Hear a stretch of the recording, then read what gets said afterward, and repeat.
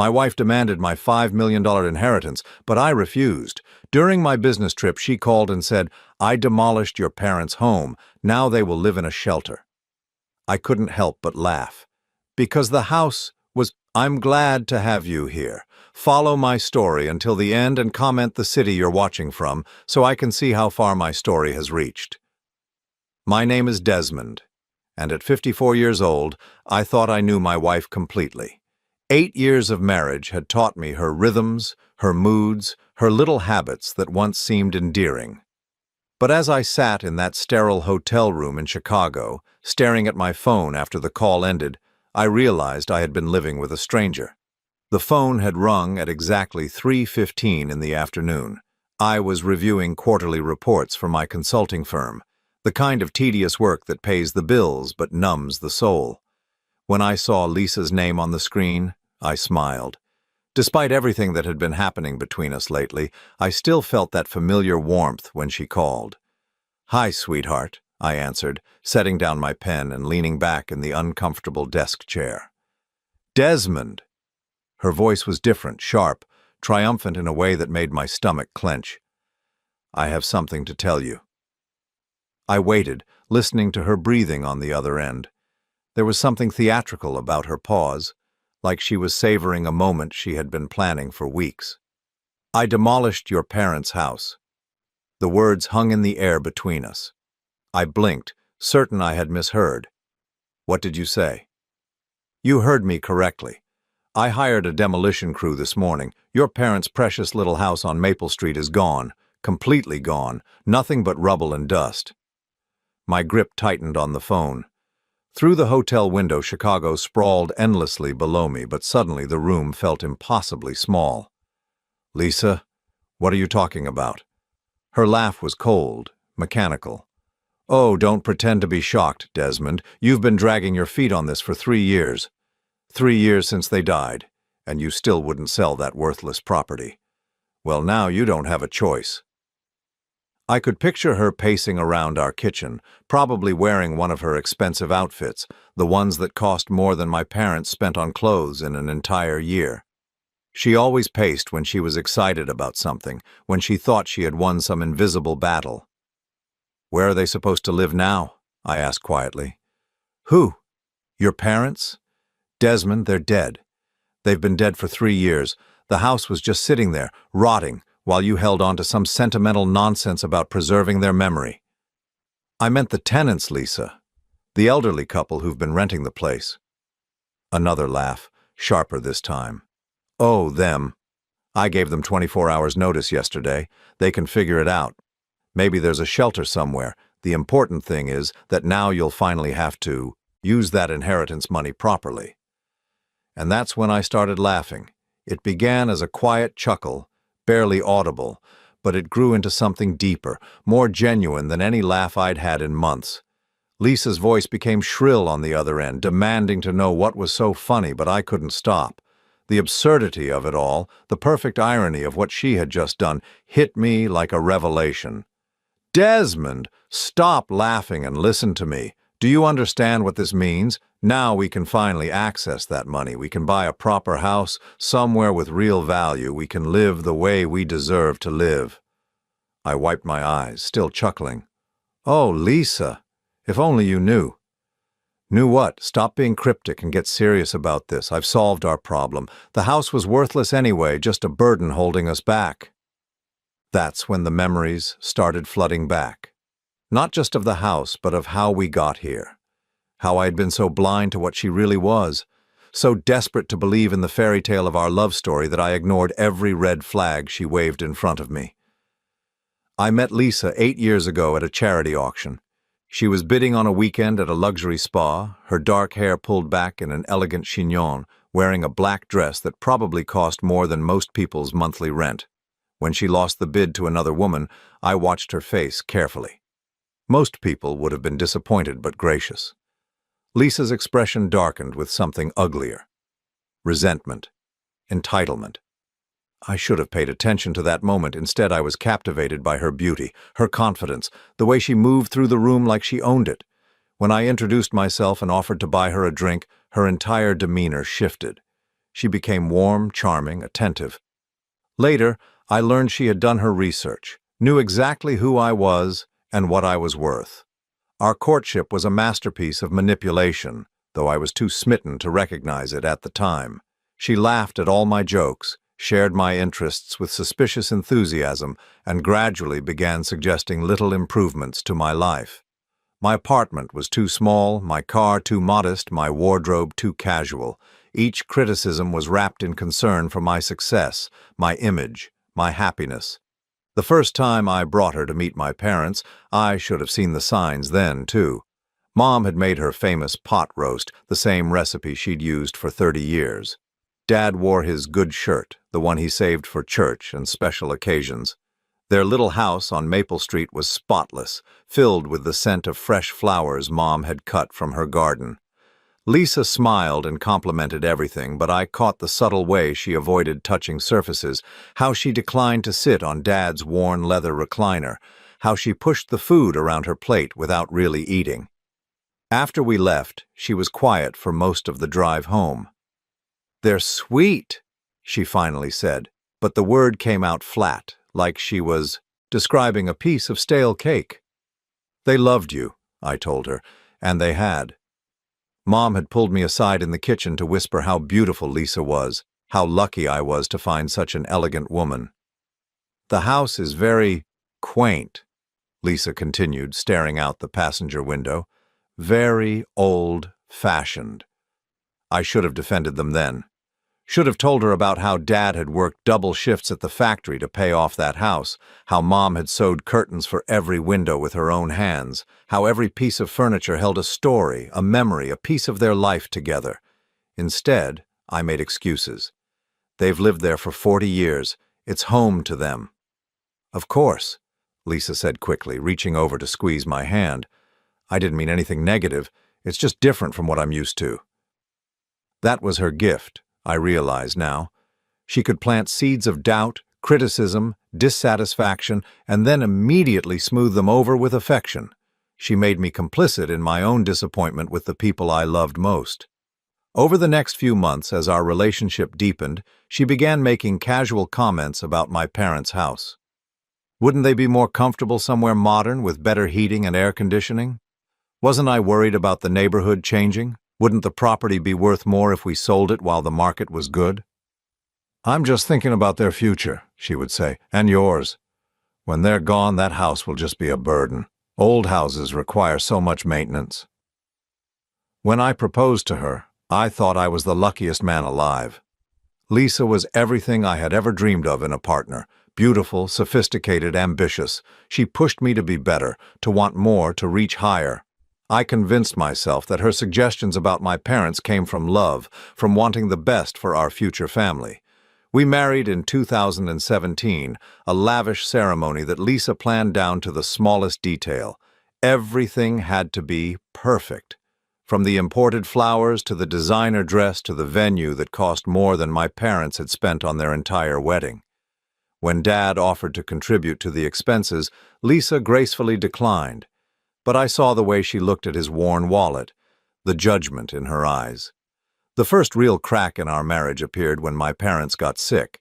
Dad's heart started failing first, and Mom's arthritis made it difficult for her to care for him. Lisa suggested we hire help, but when she learned how much it would cost, she had a different idea.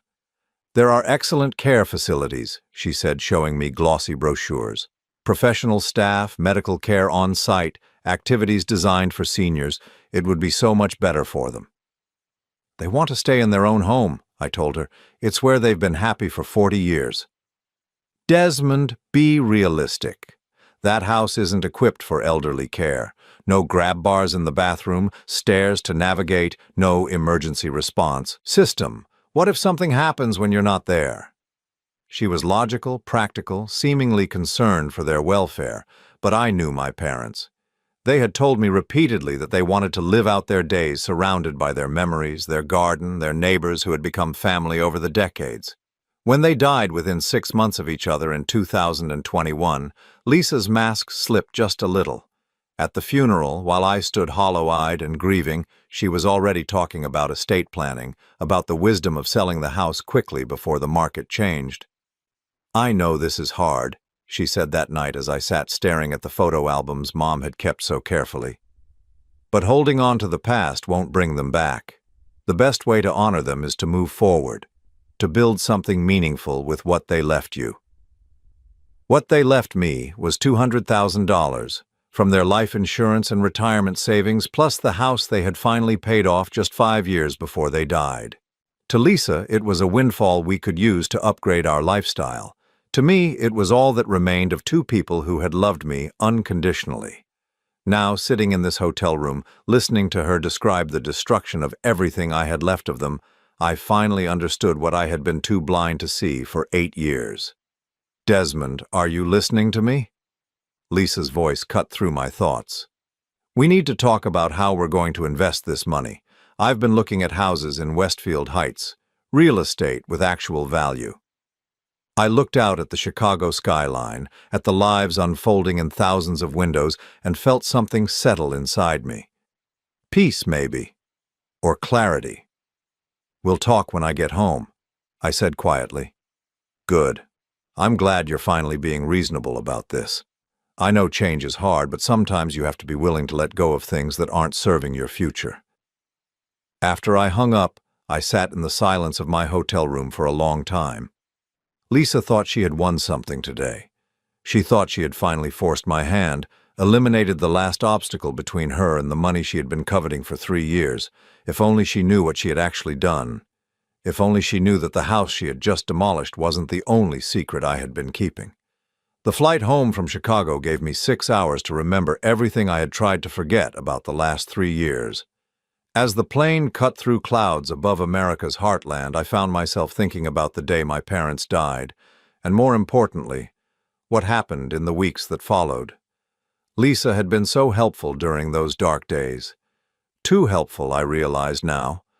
While I was barely functional with grief, she took charge of everything with an efficiency that should have alarmed me. She organized the funeral, contacted the insurance companies, and had already scheduled 3 real estate appointments before Mom and Dad were even in the ground. "I know this feels overwhelming," she had said, rubbing my shoulders as I sat at the kitchen table surrounded by paperwork. "But taking care of these practical matters now will save us so much stress later. Your parents would want you to handle their affairs responsibly." The first realtor she brought to the house was a sharp-eyed woman named Patricia, who walked through my childhood home like she was calculating board feet of lumber. I followed behind them, watching this stranger evaluate the place where I had taken my first steps, learned to ride a bike, brought home report cards and prom dates and college acceptance letters. "The bones are good," Patricia said, running her hand along the living room wall. "But obviously it needs complete updating. New kitchen, new bathrooms, hardwood floors refinished. The electrical probably needs to be brought up to code." Lisa nodded enthusiastically. "How much do you think we could get for it as is?" "As is? Maybe 120,000, 130 at the most. The lot is decent sized, but the location isn't prime. Most buyers in this price range will want something move-in ready." I watched Lisa's face fall slightly. She had been hoping for more, I could tell. After Patricia left, she spent the evening on her laptop, pulling up comparable sales in the neighborhood, calculating renovation costs, sketching out budget scenarios on legal pads. "If we put about 50,000 into updates, we could probably get 180,000, she announced over dinner. "That's a pretty good return on investment." "Or we could keep it," I said quietly. "Rent it out. The mortgage is paid off." Lisa set down her fork and looked at me with the patient expression she used when she thought I was being unreasonable. "Desmond, be honest with yourself. Do you really want to be a landlord? Dealing with tenants, maintenance calls, property taxes, and for what? Maybe $800 a month in rental income, assuming we can keep it occupied?" She pulled out her phone and started showing me rental listings in the area. "Look at this place. 3 bedrooms, 2 baths, just like your parents' house. $750 a month, and it's been on the market for 6 weeks. The numbers made sense. Lisa always made sure the numbers made sense. But something in my chest tightened every time I imagined strangers living in my parents' bedroom, children who weren't me playing in the backyard where Dad had taught me to throw a baseball. I need more time to think about it, I told her. Lisa's smile was understanding, supportive. Of course, sweetheart. This is a big decision. Take all the time you need. But she didn't really mean it. Over the next few weeks, she brought up the subject regularly, always with new arguments, new reasons why selling was the smart choice. The house was too old, too small, in a declining neighborhood. Property taxes were going up. The roof would need replacement soon. The furnace was ancient. She scheduled more real estate appointments, each one presented as just getting information, just understanding our options. But I noticed how she lingered over the purchase agreements, how she asked detailed questions about closing costs and timelines. I found the most amazing house yesterday, she said one evening, spreading photographs across the dining room table. It's in Westfield Heights, that new development near the country club. 4 bedrooms, 3.5 baths, gourmet kitchen, finished basement. The house in the photos looked like something from a magazine. All clean lines and expensive fixtures, with a 3-car garage and professionally landscaped yard. It was beautiful in the way that model homes are beautiful, perfect and soulless. How much? I asked, though I already knew I wouldn't like the answer. $450,000. But Desmond, think about it. This is an investment in our future. Property values in Westfield Heights have increased 18% in the last 2 years. We could build real wealth here. I did the math in my head. Even if we sold my parents' house for the optimistic $180,000 plus the $200,000 from their life insurance and savings, we'd still need to finance almost half the purchase price. Our monthly payments would triple. We can afford it, Lisa said, watching my expression. Your consulting business is doing well, and I've been thinking about going back to work. Part-time, maybe something in interior design. Lisa had worked briefly as a design assistant before we got married, but she'd quit after 6 months, claiming the hours were too demanding and the pay too low for someone with her aesthetic sense. In the 3 years since my parents died, her part-time job intentions had never materialized into actual employment. Let's just see what happens with Mom and Dad's place first, I said. No rush. But Lisa was getting impatient. I could see it in the way she talked about the house, the increasing edge in her voice when she described the maintenance issues, the subtle criticisms of my reluctance to move forward. I drove by there yesterday, she announced one evening in late October. The yard looks terrible, all those leaves and nobody's raking them. It's bringing down the whole neighborhood. I'll go over this weekend and clean it up. Desmond, you're missing the point. This is exactly what I'm talking about. The house is becoming a burden. You're working 60 hours a week trying to build your business, and now you're spending weekends doing yard work on a property that's just sitting empty. She was right, of course. She was always right about the practical details, but she was also wrong about everything that mattered. That weekend, I drove to Maple Street and spent the day raking leaves in my parents' yard. The house sat silent behind me, windows dark, the flower boxes Mom had tended so carefully now filled with the brown stalks of plants killed by frost. It felt like visiting a grave. But as I worked, neighbors stopped by. Mrs. Patterson from next door brought me a thermos of hot coffee. The Hernandez family asked if I was planning to rent the place out, mentioned that their nephew was looking for somewhere to live. Tom Morrison, the retired mechanic who lived across the street, offered to keep an eye on the property during the winter. These people had been my parents' friends for decades. They had watched me grow up, celebrated my graduation, attended my wedding. They still asked about my parents with genuine affection, shared stories about Dad helping them fix their cars and Mom bringing casseroles when someone was sick. Standing in that familiar yard, surrounded by these familiar faces, I made a decision. I called Lisa that afternoon and told her I wanted to rent the house out after all. She was quiet for a long moment. "Are you sure about this?" she asked finally. "It seems like you're letting emotions cloud your judgment." "Maybe," I admitted, "but it's my decision to make." Within a week, I had found tenants. An elderly couple named Robert and Margaret who had been priced out of their previous apartment when their building went condo.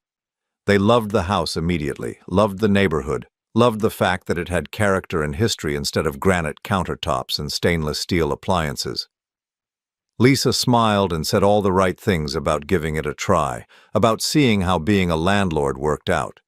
But I caught the look in her eyes, the disappointment she tried to hide. For the next 2 years, the rental arrangement worked perfectly. Robert and Margaret were ideal tenants. Respectful, responsible, quiet. They paid their $800 rent on time every month, took care of small maintenance issues themselves, and treated the house like it was their own, because in many ways, it was. But Lisa never stopped pushing. Every few months she would bring up the subject again. Property values were rising. The rental income wasn't keeping up with inflation. We were missing opportunities to build wealth. "I understand you want to honor your parents' memory," she said during one particularly intense conversation. "But don't you think they would want you to make smart financial decisions? They worked their whole lives to leave you something valuable. Letting it just sit there generating minimal income isn't honoring their sacrifice." She had a gift for making me feel guilty about my own sentimentality, for framing her ambitions as concern for my well-being or respect for my parents' wishes. But I held firm, and eventually she seemed to accept that I wasn't going to change my mind. Until this morning, when she decided to take matters into her own hands. What Lisa didn't know, what she couldn't have known, was that 6 months ago I had made a different kind of decision.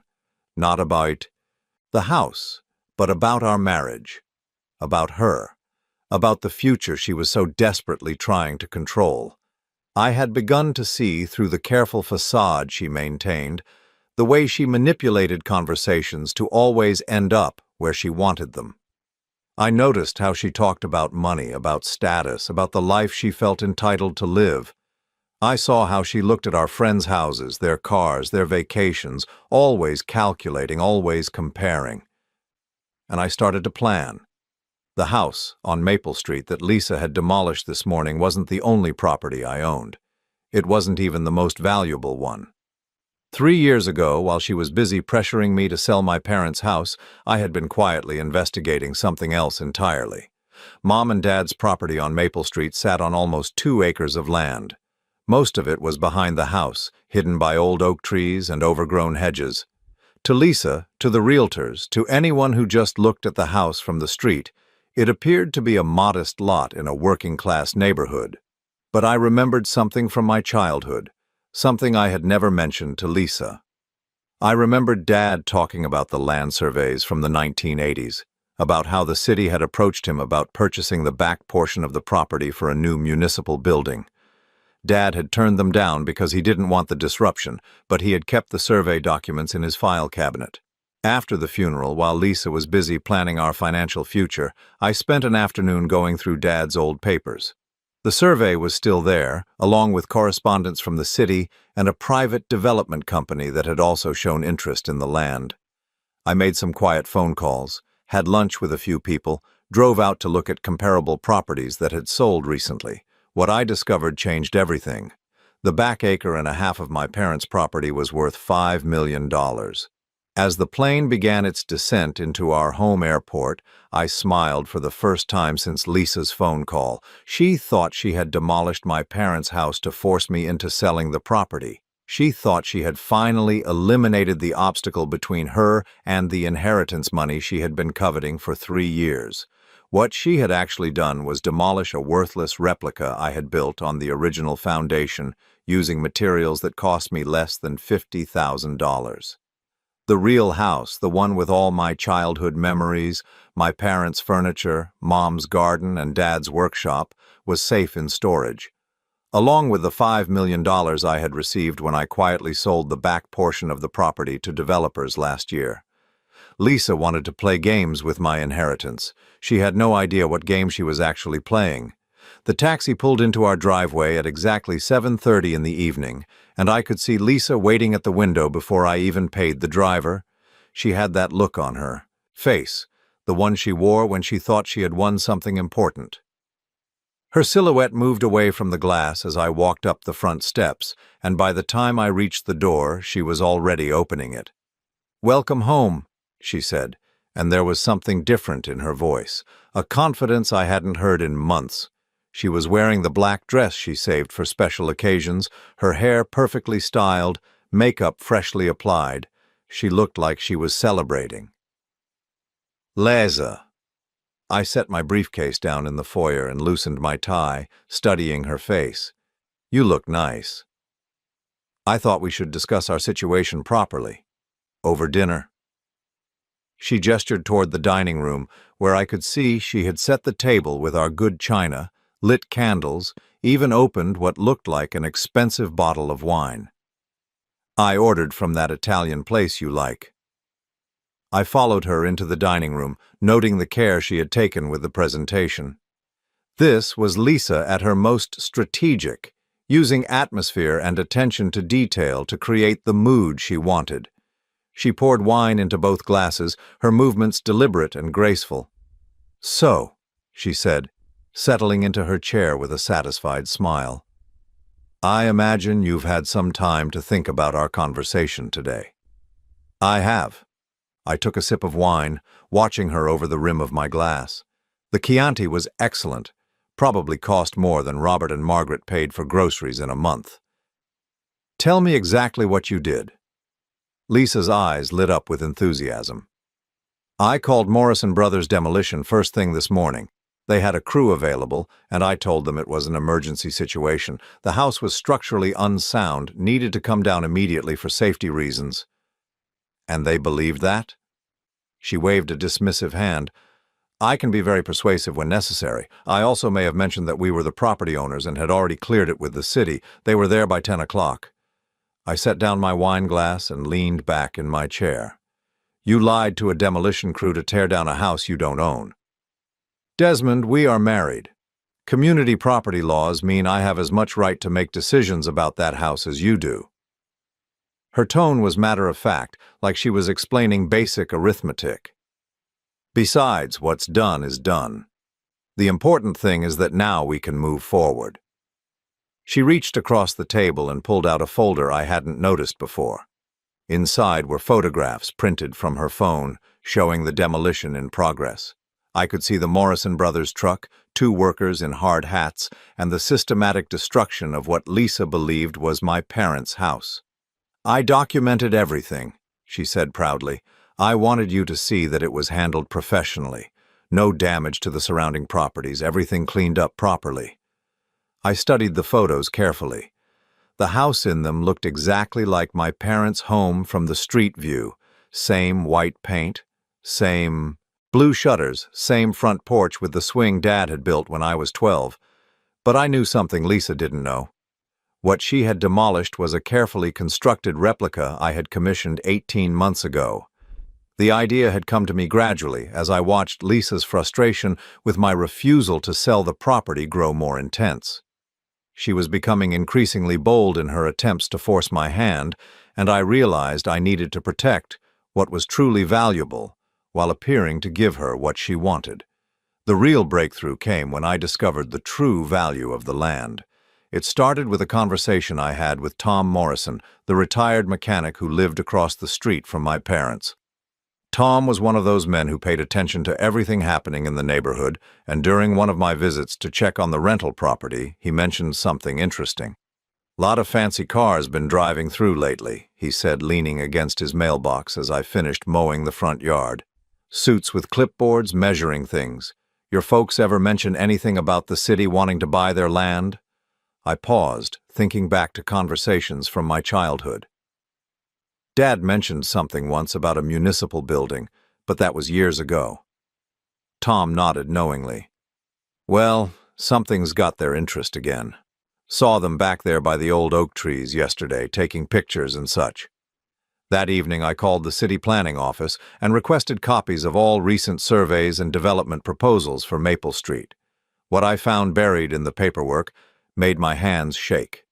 3 different entities had submitted formal inquiries about purchasing large parcels of land in my parents' neighborhood for development projects. The area was being rezoned from residential to mixed-use commercial. Property values weren't just going up, they were about to skyrocket. But the most shocking discovery came when I hired my own surveyor to examine the exact boundaries of my parents' property. The land extended much further back than I had ever realized. What looked like city-owned woods behind the house was actually part of the original 2-acre parcel my grandfather had purchased in 1947. Over the decades, trees and brush had grown up, making the boundaries invisible, but the legal description was clear. My parents had owned almost 2 full acres in what was about to become the most valuable commercial real estate in the county. I spent the next month quietly researching development companies, zoning laws, and property values. I met with lawyers and real estate specialists, always careful to schedule these appointments when Lisa thought I was handling routine business matters. What I learned was staggering. Conservative estimates put the value of the back acre and a half at somewhere between $4 and $6 million, depending on the final zoning decisions and which development company ultimately won the bidding for municipal contracts. But there was a window of opportunity. The current property owners had 60 days to respond to preliminary purchase offers before the city would move forward with eminent domain proceedings. Most of the elderly residents in the neighborhood had already sold, taking quick cash offers without understanding the true value of what they were giving up. I had a choice to make. I could tell Lisa about the discovery and let her push me into a quick sale that would net us maybe half of what the land was actually worth. Or I could handle this strategically, protect the true value, and see exactly how far she would go in her attempts to control our financial future. I chose the strategic approach. Working with a discreet real estate attorney, I set up a shell company called Heritage Land Holdings. Then I quietly negotiated the sale of the back portion of the property to Westfield Development Group, the company that had won the municipal building contract. The final sale price was $5,200,000. But here's what made it truly brilliant. I only sold the land, not the house. The front portion of the property, where the actual house sat, remained in my name. To anyone looking at public records, it would appear that the original owners had sold off some unused back acreage to developers, nothing more. Lisa never knew any of this happened. To maintain the illusion, I hired a small construction company to build an exact replica of my parents' house on the remaining front portion of the property. Same dimensions, same materials, even the same paint colors. I had them use cheaper construction methods and materials that would look authentic from the outside but wouldn't last more than a few years. Meanwhile, I carefully moved everything valuable from the original house into climate-controlled storage: furniture, photographs, Dad's tools, Mom's china, even the wooden floors and original light fixtures. If I ever wanted to rebuild their home exactly as it had been, I could. The elderly tenants, Robert and Margaret, were relocated to a much nicer apartment across town. I covered their moving expenses and gave them 6 months free rent, telling them I had decided to renovate the property. Lisa never questioned any of this. As far as she knew, I had simply decided to make some improvements to increase the rental value. For 18 months, the replica house sat on Maple Street, looking exactly like my parents' home from the outside. Lisa drove by occasionally, always returning with complaints about how it was dragging down the neighborhood or concerns about the cost of maintenance. She had no idea she was looking at a building that cost me less than $50,000 to construct. Sitting on a small lot I had essentially paid for with pocket change from a $5 million sale. Now, as I sat across from her at our dining room table, looking at photos of the demolition she was so proud of, I felt something between amusement and sadness. "The insurance will cover the demolition costs, won't it?" she was asking, pouring herself another glass of wine. I made sure to document everything for the claim. "Lisa," I said quietly, "there is no insurance claim." Her expression shifted slightly, a small frown creasing her forehead. "What do you mean?" "Of course there's insurance. You've been paying premiums for 3 years. The insurance was for the original house.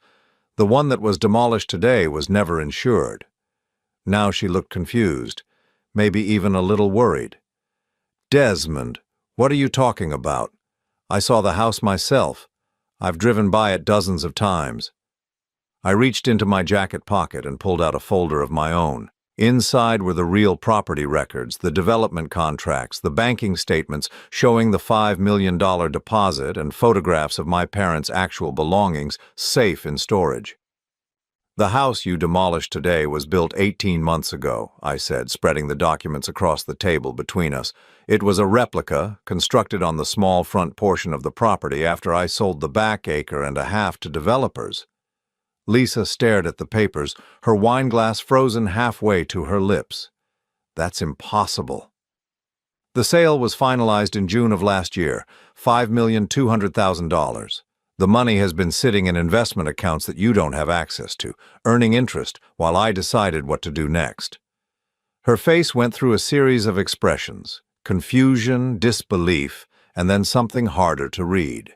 She set down her wineglass with a hand that wasn't quite steady. You're lying. I pulled out my phone and showed her the banking app, scrolling to the account summary that showed a current balance of $5,743,000. Lisa's skin went pale. This isn't possible. You can't have hidden this from me. We're married. I would have known. You would have known if you had ever asked the right questions, but you were so focused on forcing me to sell what you thought was a worthless house in a declining neighborhood that you never bothered to research the actual value of the land. She grabbed the property documents, scanning them frantically. These could be fake. You could have had these made. I pulled out my phone again and called my attorney's office. David, it's Desmond. I'm going to need you to send verification of the Heritage Land Holdings transaction to my home email address. Yes, the full documentation package. Lisa watched me make the call, her eyes getting wider with each word. When I hung up, she was staring at me like I was a stranger. My laptop is in the study, I said. We can verify everything together. 20 minutes later, Lisa sat in stunned silence as we scrolled through official records, bank statements, and legal documents that confirmed everything I had told her. The sale was real. The money was real. The house she had demolished that morning was nothing but an expensive piece of theater. Why, she whispered finally, why would you hide this from me? I looked at her sitting there in her black dress, surrounded by the candles and expensive wine she had used to set the scene for what she thought would be her victory celebration, and I felt something like pity. Because I needed to see how far you would go, I said. I needed to know who you really are. And now I knew. The question was, what was I going to do about it? The silence in our dining room stretched for what felt like hours, though it was probably only minutes. Lisa sat motionless, staring at the laptop screen that displayed our banking information, her face cycling through emotions I had never seen before. The candlelight flickered across her features, creating shadows that made her look like a different person entirely. Finally, she closed the laptop with deliberate slowness and looked up at me. You tested me, she said, and her voice was different now, colder. The warmth and charm that had captivated me 8 years ago were completely gone. You set up an elaborate scheme to test your own wife. I protected myself, I corrected. There's a difference. Lisa stood up from the table, her movement sharp and sudden. The wineglass tipped over, spilling red wine across the white tablecloth, but she didn't seem to notice.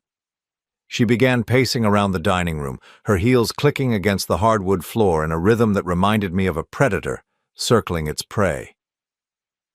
Protected yourself from what exactly? Her laugh was bitter, unlike any sound I had ever heard from her before. From your loving wife who was trying to help you make smart financial decisions? From someone who was trying to manipulate me into giving her access to money she felt entitled to. She stopped pacing and whirled to face me. Entitled to? Desmond, I am your wife. We are supposed to be partners. Everything you have, everything we build together belongs to both of us. Is that what you really believe? Or is that what you told yourself to justify your behavior? For a moment I thought she might try to maintain the facade, to keep pretending that her motivations had been pure. But something in my tone, or maybe just the futility of continuing the act, made her abandon the pretense entirely. Do you want to know what I really think? She said, crossing her arms and fixing me with a stare that was pure ice. I think you're pathetic. I think you've wasted 8 years of my life pretending to be something you're not. There it was. The real Lisa, the one I had glimpsed in small moments over the years, but had convinced myself I was imagining. What did you think I was pretending to be? Successful, ambitious, someone with actual vision for the future. She gestured around our dining room, at the expensive furniture and artwork we had accumulated during our marriage. When I met you, I thought you were going places. I thought you understood that life is about building something meaningful, about achieving status, about creating wealth. And instead, you're a sentimental fool who clings to the past and wastes opportunities because you're too afraid to take risks. Her voice was getting louder, more venomous. Do you know what our friends say about us, Desmond? Do you know how embarrassing it is to explain why we still live in this modest house while your business brings in enough money to afford something in Westfield Heights? I blinked, genuinely surprised. This house embarrasses you? Everything about our life embarrasses me. Your cheap suits, your practical car, your complete lack of interest in the social connections that could actually advance your career. She was pacing again, gesticulating wildly. I've spent 8 years trying to push you to be better, to want more, to act like someone who deserves respect. And my parents' house was just another example of my failures? Lisa laughed, and the sound was genuinely ugly. Your parents' house was a symbol of everything that's wrong with you, holding on to a worthless piece of property in a declining neighborhood because of sentimental attachment to people who never achieved anything meaningful in their entire lives. The words hit me like a physical blow. I had known Lisa look down on my parents, but hearing her articulate her contempt so clearly, so brutally, made something cold settle in my chest. They were good people, I said quietly. They were losers, she shot back. Your father worked in a factory for 40 years and had nothing to show for it but a mortgage on a house that should have been torn down decades ago. Your mother spent her whole life cooking and cleaning and gardening like it was still 1950. They lived small, meaningless lives, and you were determined to honor that mediocrity. I stood up slowly, my hands steady despite the rage building inside me. Those people loved me unconditionally. They raised me to value loyalty, honesty, and hard work, everything you've proven yourself incapable of. Oh, please, Lisa rolled her eyes. Don't lecture me about loyalty. I've stood by you for 8 years while you consistently refused to live up to your potential. I've pretended to be satisfied with this mediocre life while you wasted opportunity after opportunity. Like what opportunities? Like the Westfield Heights house, like the investment properties I found for us, like the business partnerships I tried to arrange through my social connections. She was practically shouting now. Every single time I found a way for us to advance, to build real wealth, to move in circles that matter, you found some excuse to avoid taking action. Because those weren't investments, Lisa. They were schemes to spend money we didn't have on things we didn't need to impress people who don't actually matter. Don't matter?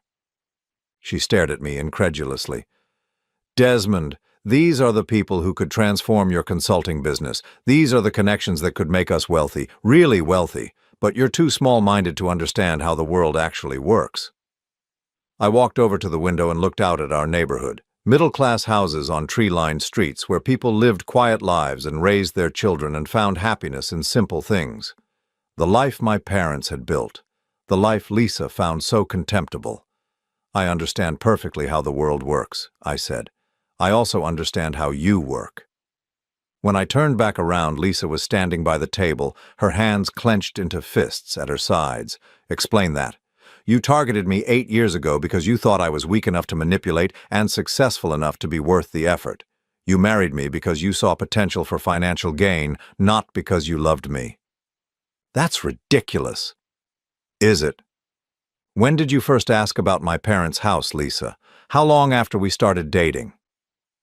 She hesitated, and I could see her calculating, trying to remember exactly when she had first brought up the subject. I was concerned about their welfare. That house was clearly too much for them to maintain. You asked about property values on our third date." The words hung in the air between us. I watched her face change as she realized I remembered that conversation, one she probably thought I had forgotten years ago. "You were telling me about your childhood," I continued, "and I mentioned that my parents still lived in the same house where I grew up. You immediately asked what the neighborhood was like, whether property values had gone up, whether they had ever considered selling. That's called making conversation. That's called gathering intelligence, just like you did with everything else about my life. My business income, my investment accounts, my inheritance prospects. You turned courtship into a financial audit." Lisa's composure was cracking completely now. The elegant woman who had greeted me at the door was gone, replaced by someone whose mask had finally slipped entirely. "Fine," she said, her voice sharp and defiant. "You want honesty? I'll give you honesty. Yes, I researched you before we got serious. Yes, I made sure you were financially stable before I committed to a relationship. That's called being smart, Desmond. That's called not wasting my time on men who can't provide the kind of life I deserve." "And what kind of life do you think you deserve?" "Better than this," she gestured around the room with obvious disdain. "I deserve to live somewhere that reflects my taste, my education, my standards. I deserve to travel to places that matter, to socialize with people who have influence, to build something significant instead of just existing. On my money. On our money. Money that you've been too cowardly to leverage properly because you're afraid of taking risks, afraid of appearing ambitious, afraid of admitting that you want more than your parents' pathetic version of the American dream." I pulled out my phone and started recording our conversation. Lisa noticed immediately and laughed. "Are you seriously recording this?" "I'm documenting it. For my attorney." That stopped her short. For the first time since the conversation began, she looked uncertain. "Your attorney? Did you think there wouldn't be consequences for what you did today, Lisa? You hired a demolition crew under false pretenses. You lied to them about having permission to tear down a building. You trespassed on property that doesn't belong to you. You displaced elderly tenants without proper notice. I thought it was our house." "No, you didn't. You knew it was rental property. You knew Robert and Margaret were living there. You just didn't care about destroying their home because you wanted to force my hand." Lisa sank back into her chair, and I could see her mind racing, trying to calculate how much legal trouble she might be in. "What about them?" I asked. "What about Robert and Margaret? Where do you think they're sleeping tonight?" "I don't know. It's not my responsibility." "A 78-year-old man and his wife are homeless tonight because of what you did, and you don't think that's your responsibility." "They're not homeless, Desmond. Don't be so dramatic. They probably went to stay with family or found another rental." "With 24 hours' notice? On their fixed income?" Lisa shrugged, and that gesture told me everything I needed to know about who she really was. "I've been supporting them for 3 months," I said quietly. "What?" "After you demolished what you thought was their home, I moved them into a furnished apartment across town. I'm covering their rent and living expenses until they get back on their feet, because unlike you, I actually care about the people who get hurt by my decisions." Lisa stared at me, and for a moment I thought I saw something like shame cross her face. But it was gone so quickly I might have imagined it. "How much?" she asked. "How much what?" "How much are you spending on them? Because that money comes out of our household budget. That's money that should be going toward our future." And there it was. Even faced with the human cost of her actions, her first concern was how it affected her access to money. I looked at my wife of 8 years, this woman I had once thought I would spend the rest of my life with, and felt a profound sense of clarity. "Lisa," I said calmly, "I want a divorce." She blinked, her mouth opening and closing like she couldn't quite process what I had said. "You can't be serious." "I've never been more serious about anything in my life." "Because of this? Because I made one mistake trying to help us move forward financially?" "Because you're not who I thought you were. Because I finally understand that you never loved me, you loved what you thought I could provide. Because you just told me that elderly people losing their home doesn't matter as long as it doesn't cost you money."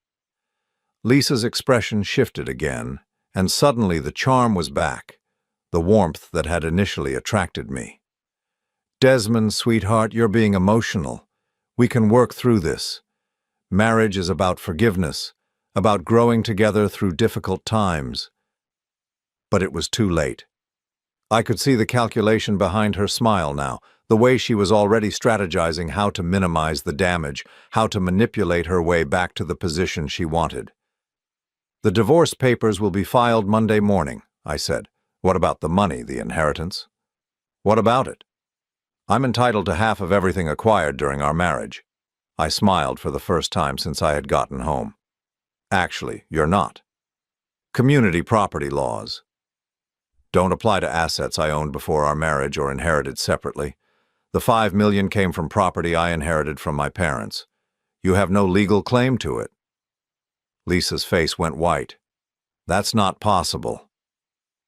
"I've had an excellent attorney for the past 6 months, Lisa, ever since I realized what kind of person I was really married to." She sat there in stunned silence as the full scope of her situation became clear. She had destroyed what she thought was my parents' house to force me to give her access to money she would never see.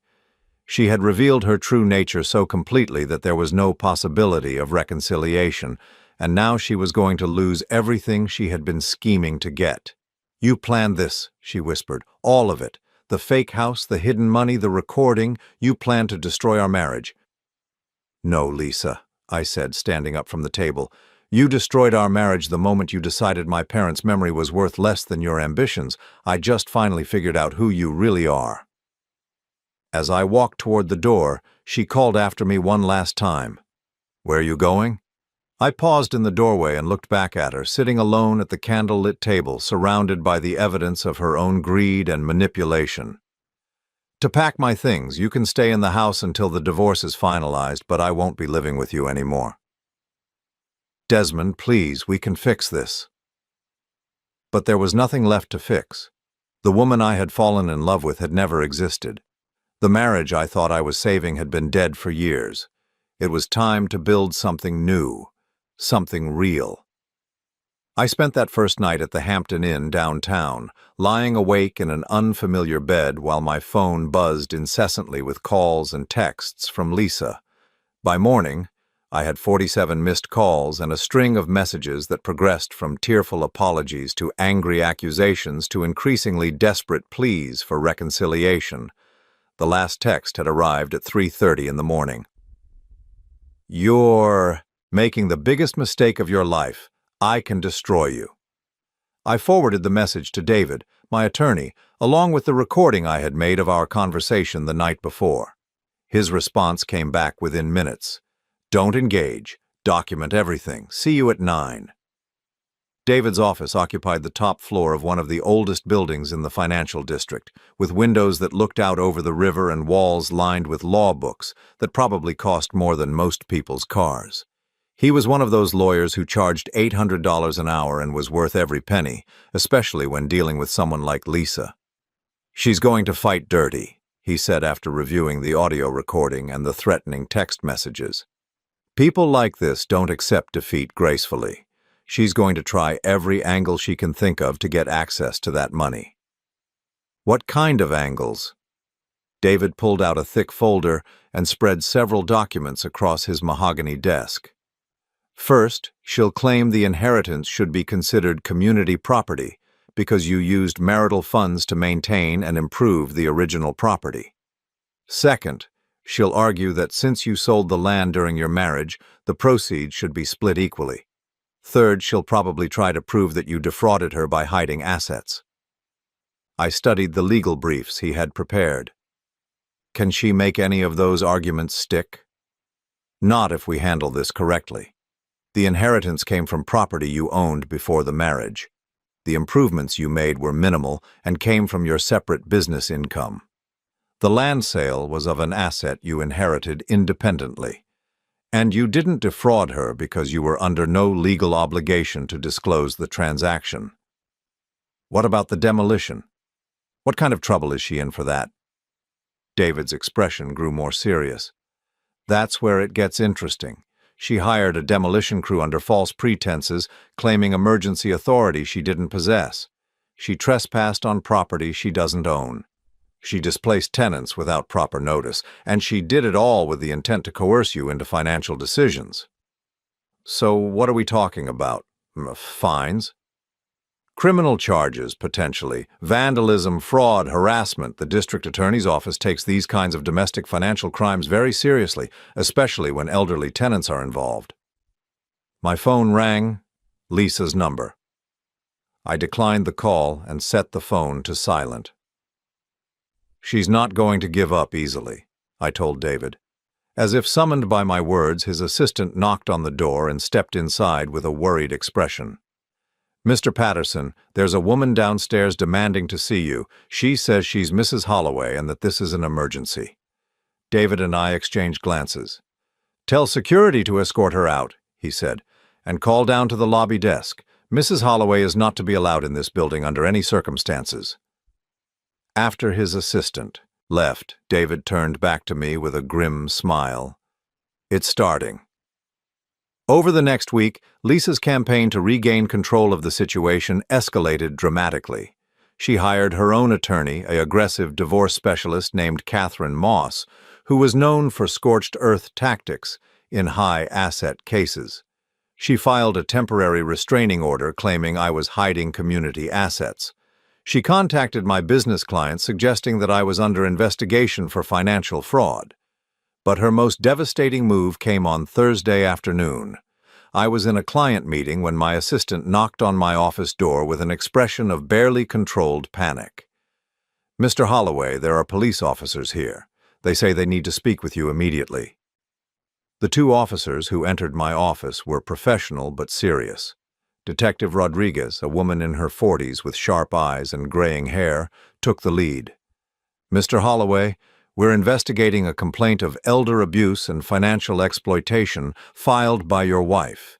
She alleges that you've been stealing money from elderly tenants and using their Social Security benefits to fund illegal property transactions." I felt the blood drain from my face. "That's completely false." "We'd like to hear your side of the story," Detective Rodriguez said, pulling out a small recording device. "Can you tell us about your relationship with Robert and Margaret Chen?" For the next hour, I explained everything: the rental arrangement, the demolition, the temporary housing I had provided for the elderly couple. The detectives took notes, asked pointed questions, and requested documentation for every financial transaction I described. "Your wife provided us with bank records showing regular transfers from accounts associated with the Chen family," Detective Martinez said. "Can you explain those deposits?" I pulled out my phone and called David's office. "I need to speak with my attorney before answering any more questions." The investigation lasted 3 days. During that time, Lisa fed the police a carefully crafted narrative that painted me as a predator who had been systematically stealing from vulnerable elderly people while hiding assets from my wife. She provided bank statements that appeared to show suspicious financial activity, witness statements from neighbors who had seen Robert and Margaret looking distressed, and her own tearful testimony about discovering my alleged crimes. What she didn't know was that I had been documenting everything for months. When David and I finally sat down with the detective team on Friday morning, we brought our own evidence: the original rental agreements, receipts for every deposit and expenditure, medical records showing Robert's recent heart surgery that had made them financially vulnerable, and most importantly, video statements from Robert and Margaret themselves. "Mrs. Chen," Detective Rodriguez said after watching the elderly woman's recorded testimony, "you're saying that Mr. Holloway has never taken money from you illegally?" On the laptop screen, Margaret Chen looked directly into the camera with the kind of dignity that comes from surviving 80 years of life's challenges. "Mr. Desmond has been nothing but kind to us," she said in her careful English. "When his wife destroyed our home, he moved us to a beautiful apartment and told us not to worry about rent until we found work. He brought us groceries, helped us understand the insurance papers, drove me to the hospital when Robert had chest pain. This is a good man." Detective Martinez turned to his notes. "And the financial transactions Mrs. Holloway flagged?" "Those were assistance payments," I explained. After the demolition left them homeless, I've been covering their living expenses. I have receipts for everything: rent, utilities, groceries, medical co-payments. David spread the documentation across the conference table. My client has been supporting the Chens as victims of his wife's criminal destruction of their home. Every penny can be accounted for, and it's all coming from Mr. Holloway's separate inheritance funds. The case against me collapsed within hours. By Friday afternoon, the police were no longer investigating me for elder abuse. Instead, they were building a case against Lisa for filing false reports, obstruction of justice, and the original vandalism charges. But Lisa wasn't finished. When the criminal charges became public record, she shifted tactics again. If she couldn't destroy me legally, she would try to destroy me socially and professionally. The Whisper campaign started over the weekend. Suddenly, people I had known for years were calling to ask if it was true that I was going through a difficult divorce involving financial irregularities. Clients began requesting meetings to discuss the stability of my consulting practice. Business contacts started avoiding me at networking events. Lisa had weaponized our social circle. She told carefully edited versions of our story to mutual friends, painting herself as the innocent wife who had discovered her husband's secret financial dealings and was now being punished for trying to protect elderly people from exploitation.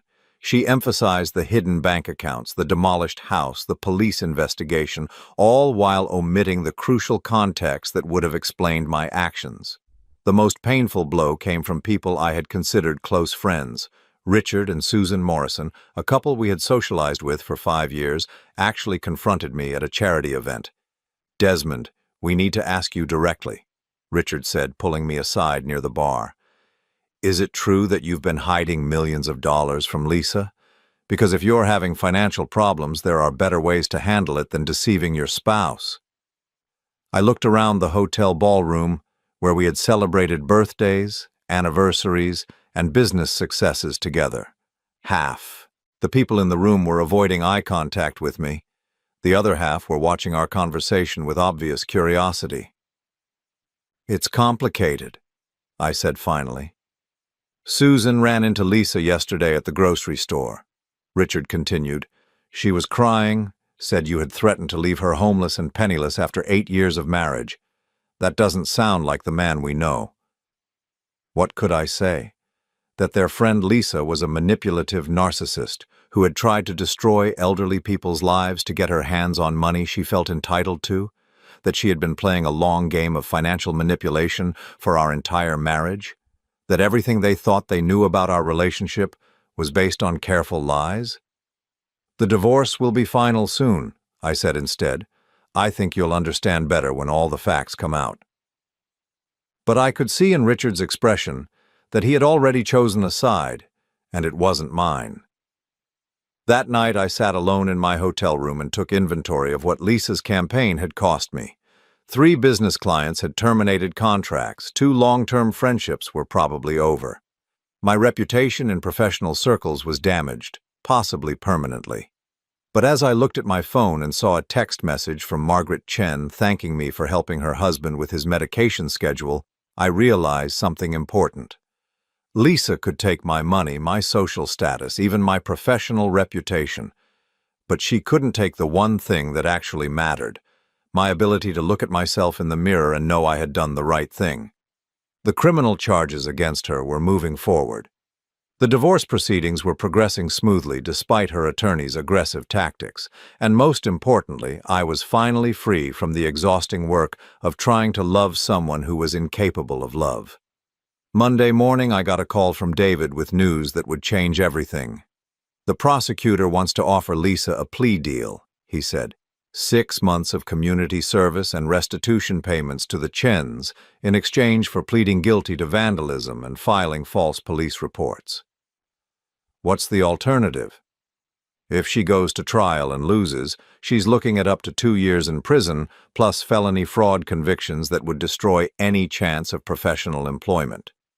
I thought about Lisa sitting in her attorney's office, finally understanding that her schemes had real consequences, that there were limits to how much damage she could do before the system fought back.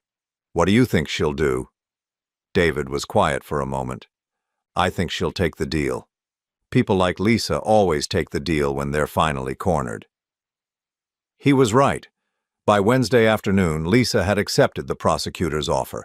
The divorce settlement was finalized the following week. She kept the house and half of our joint savings accounts. I kept my business, my inheritance, and my freedom. But there was still one more surprise waiting for both of us. The final surprise that would define how this story really ended. 1 year later, I stood in the front yard of a modest two-story house on Elm Street, watching Robert Chen carefully plant tomatoes in the raised garden bed I had built the previous weekend. His movements were slow but determined, and every few minutes he would pause to wipe sweat from his forehead despite the cool spring morning.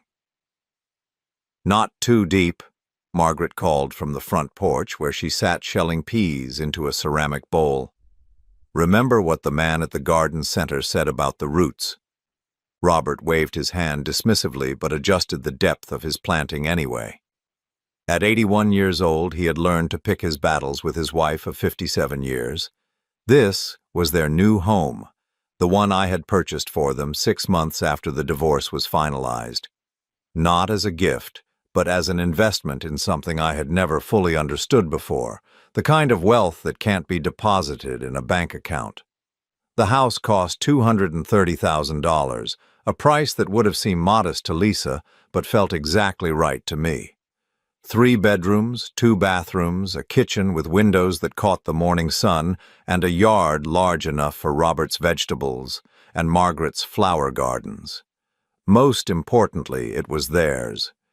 The deed was in their names, the mortgage was paid in full, and they would never have to worry about anyone taking it away from them. "Mr. Desmond," Margaret called to me, "you stay for lunch? I made too much soup again." I checked my watch.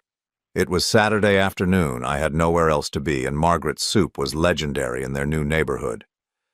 "If you're sure it's not too much trouble." "No trouble," Robert said, brushing dirt from his hands as he stood up slowly. "Margaret always makes food for Army. Better you eat it than I get fat." We had developed this routine over the past year. I would stop by on weekends to help with small projects around the house. Margaret would insist on feeding me, and we would spend hours talking about everything and nothing. They told me stories about their childhoods in China, their immigration to America in the 1970s, their son who lived in California and called every Sunday. I told them about my parents, my work, my plans for the future. What I didn't tell them, what I never told anyone, was that these Saturday afternoons had become the most valuable part of my week. After lunch, as Robert settled into his recliner for his daily nap, and Margaret bustled around the kitchen despite my offers to help clean up, I found myself thinking about how much my life had changed since that phone call in the Chicago hotel room. The divorce had been finalized 8 months ago. Lisa kept the house in Westfield Heights, though she had to take out a mortgage to buy out my share of the equity. She also kept half of our joint savings accounts and investment portfolios, which amounted to about $400,000. Her attorney had fought hard to claim a portion of the inheritance, but David's careful documentation proved that the $5 million came entirely from property I had owned before our marriage. Lisa had accepted the criminal plea deal, serving 6 months of community service at a local food bank. The irony of forcing someone who had displaced elderly people to spend her weekends helping the homeless wasn't lost on me, though I took no particular satisfaction in it.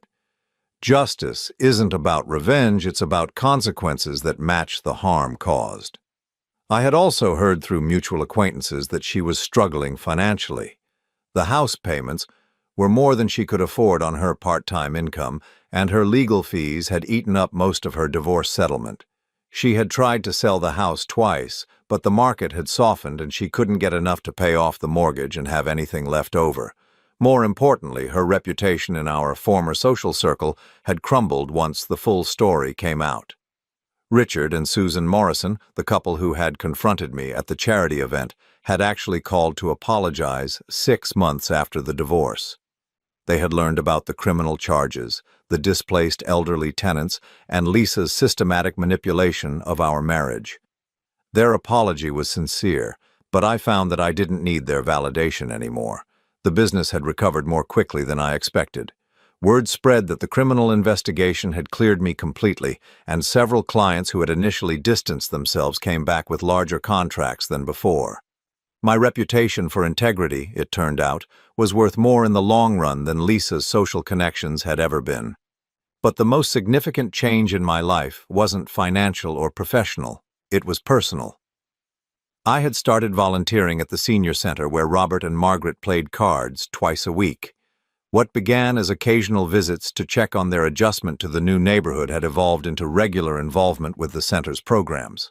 I helped elderly residents navigate technology, drove people to medical appointments when family wasn't available, and gradually became part of a community I had never known existed. 3 months ago, the center's director had approached me about joining their board of directors. "We need someone with business experience," Ellen Martinez had explained over coffee in her cluttered office. "Someone who understands finance but also understands what our clients really need." The senior center served about 300 elderly people in the county, providing everything from meal delivery to transportation to social activities. Their budget was always tight, their facilities were outdated, and their staff was overworked and underpaid. But the people they served reminded me why money was supposed to matter.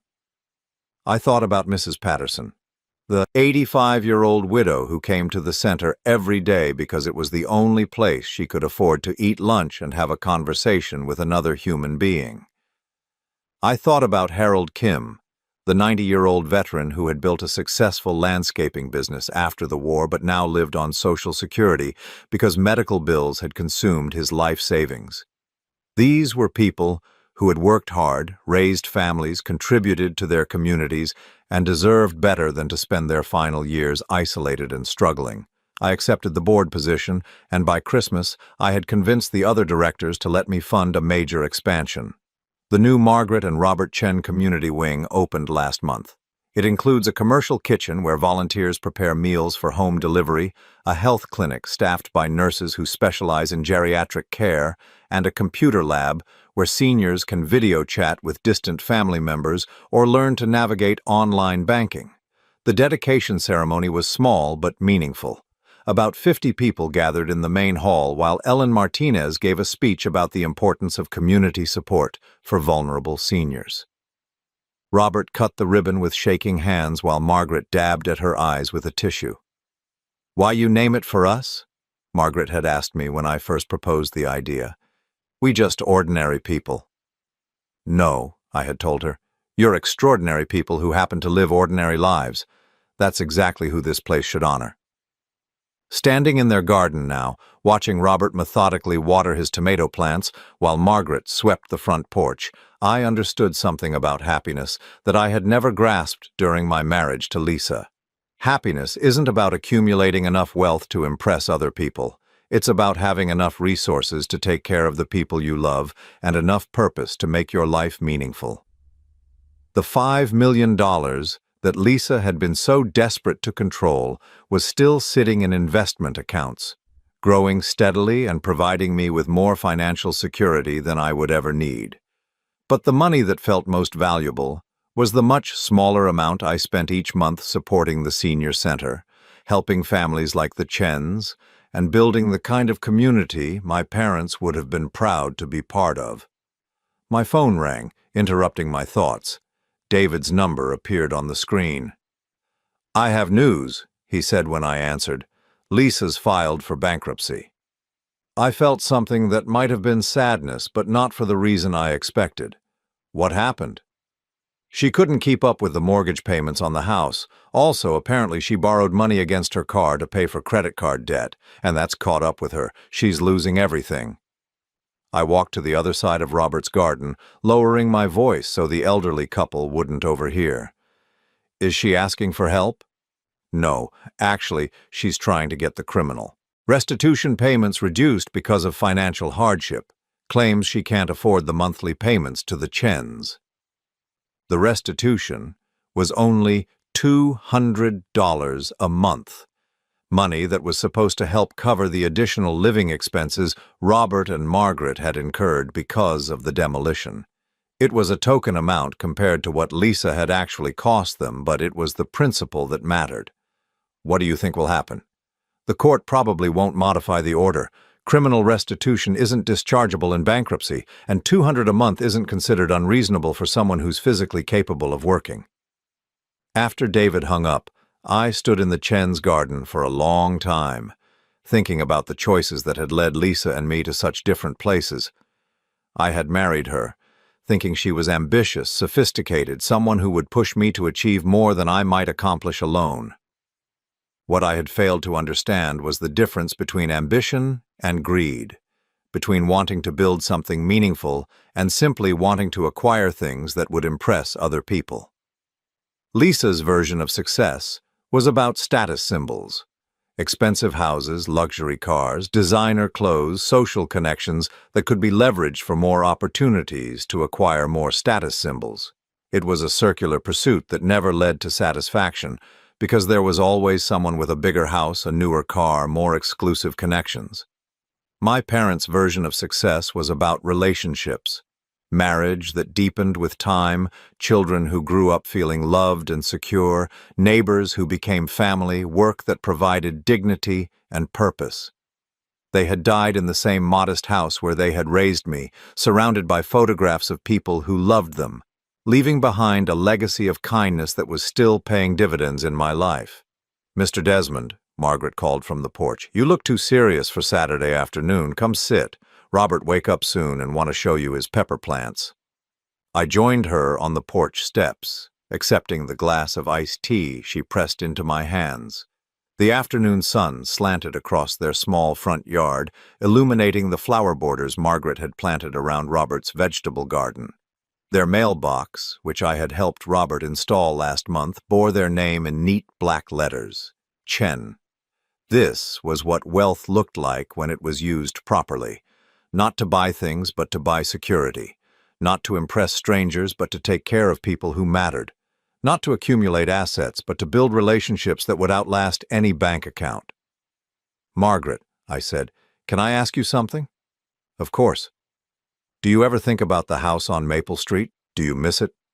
She was quiet for a moment, rocking slowly in the wooden chair Robert had bought at a garage sale and painted white to match their front door. "I miss the neighbors," she said finally. "Mrs. Patterson next door, she give me tomatoes from her garden every summer. Tom Morrison across street, he helped Robert fix car when it no start. That neighborhood, it was family." "Do you ever wish none of this had happened? That Lisa hadn't demolished the house?" Margaret stopped rocking and looked at me with the kind of clear-eyed wisdom that comes from surviving 8 decades of life's unexpected turns. "Mr. Desmond, you know what I learned in 82 years. Bad things happen, but good people make good things from bad things. Your wife, she tried to hurt us, yes, but you make sure we okay. Now we have beautiful house, nice neighborhood, no worry about rent. Sometimes God used bad people to bring good people together." As if summoned by her words, Robert appeared in the doorway, his hair sticking up at odd angles from his nap. "Pepper plants ready for tour," he announced seriously. "Very important peppers this year. Margaret say they're going to be too hot, but I know what I'm doing." I spent the next hour examining Robert's carefully tended pepper plants while he explained his theories about soil preparation and optimal spacing.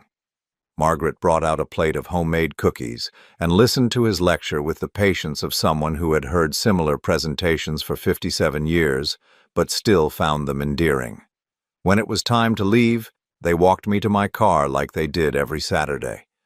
Robert shook my hand formally while Margaret hugged me and pressed a container of leftover soup into my hands.